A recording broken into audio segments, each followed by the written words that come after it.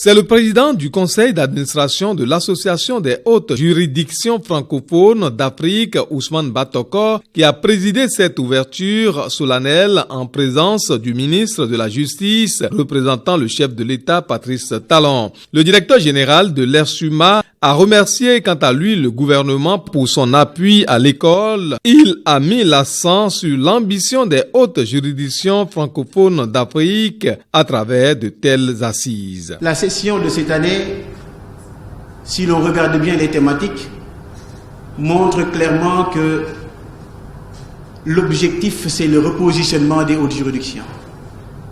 Montre également que l'objectif, c'est de procéder à une véritable évaluation des services que vous offrez et qui permet en même temps d'assurer la sécurité juridique et d'assurer la paix sociale, mais surtout également le développement économique. Le président de la Cour suprême du Bénin, président du conseil d'administration des hautes juridictions francophones, prendra la parole pour remercier le gouvernement et surtout les participants venus pour cette importante assise de recyclage des hautes juridictions francophones. Les juges africains du 3e millénaire doivent s'adapter aux évolutions de leur temps pour être à la hauteur des mutations tant quantitatives que qualitatives qui s'opèrent au plan juridique dans nos sociétés, dans leur marche irréversible vers la modernité.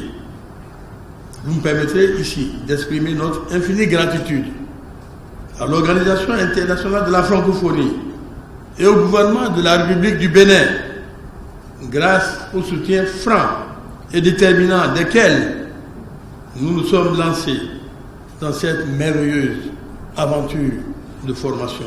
Le représentant de l'Organisation internationale de la francophonie est aussi intervenu pour montrer combien son institution est soucieuse du renforcement des capacités des magistrats des hautes juridictions francophones.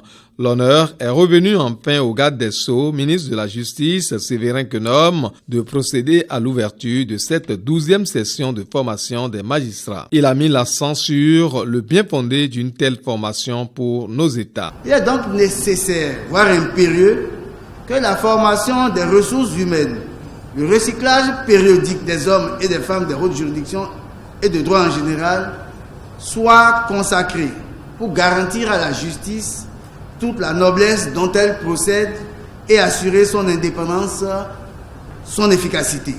Ces participants venus de plusieurs pays auront 2 jours pour être outillés sur plusieurs thématiques liées au thème « Unir l'Afrique par le droit et la justice ».